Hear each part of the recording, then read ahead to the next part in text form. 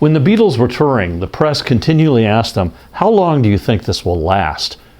And in fact, artists and record companies were all trying to maneuver to be the next Beatles. But now, all these years later, we know there was only really the Beatles. However, there were 6 acts that were dubbed the Next Beatles. Do you know who they are? Well, we'll find out right after we drop the needle.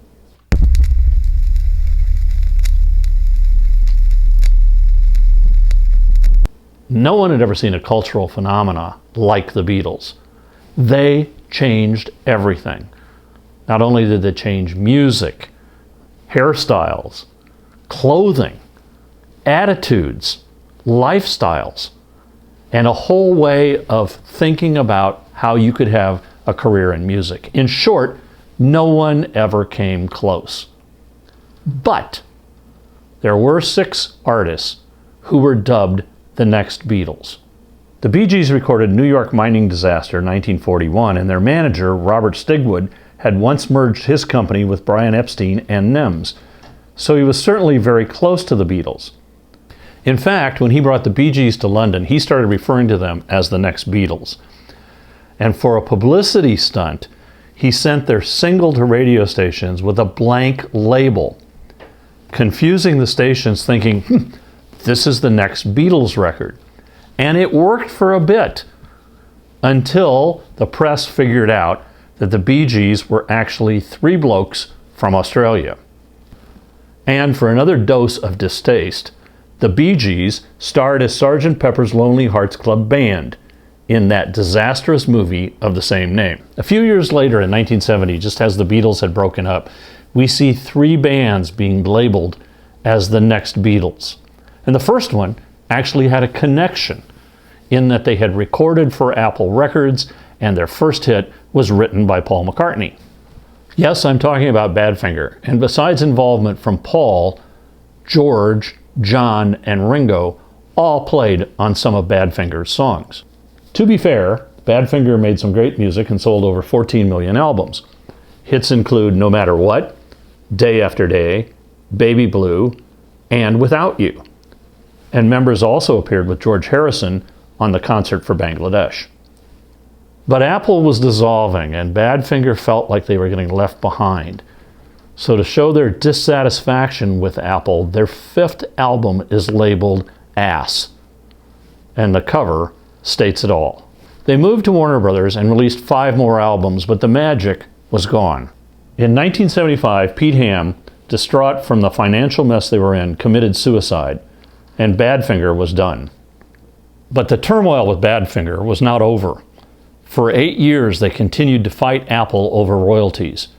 And then Evans also committed suicide. In that same year, 1970, an artist recorded an album at home where he played all the instruments himself. And no, I'm not talking about Paul McCartney. The press quickly dubbed this artist a one-person Beatles. And the album and the artist is Emmett Rhodes.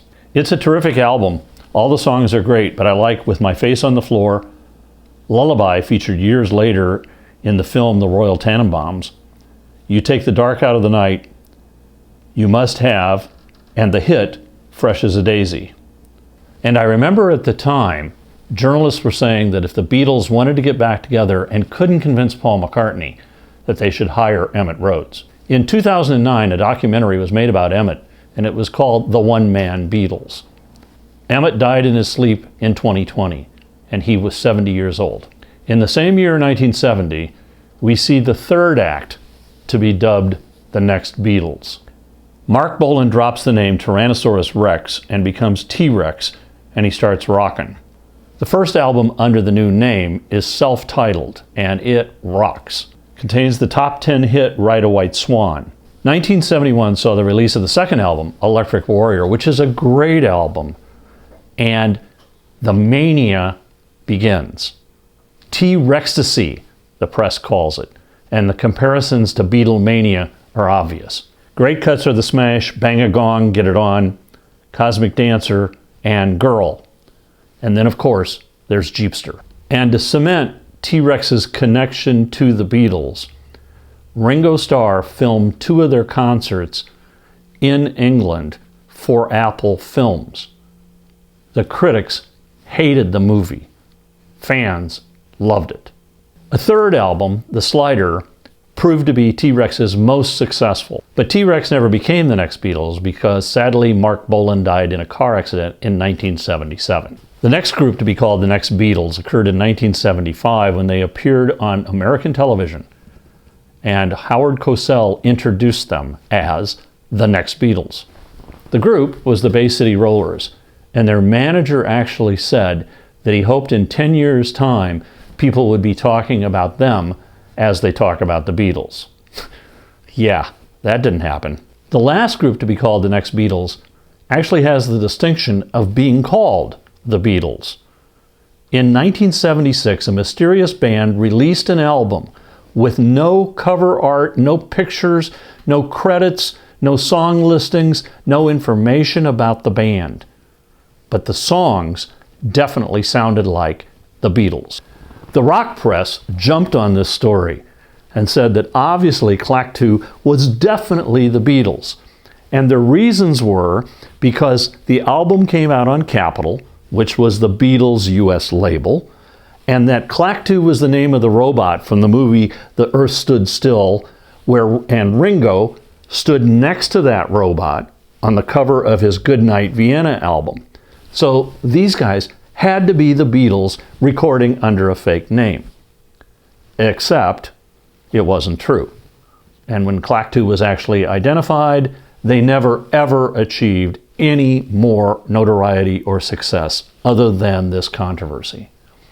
So here we are 58 years later, and in fact we can say there never was a Next Beatles. There just was John, Paul, George, and Ringo, and man, that was enough. Yeah, yeah, yeah. Keep it rockin'. If you liked this episode, hit the like button, and you can also leave me a comment down below, and I'll respond to you. If you subscribe, we'll let you know when future episodes come out. Most of the albums that I talk about can be found at your local vinyl store or on eBay. Individual songs most likely are on Spotify, Apple Music, or Amazon Music, or even some on YouTube.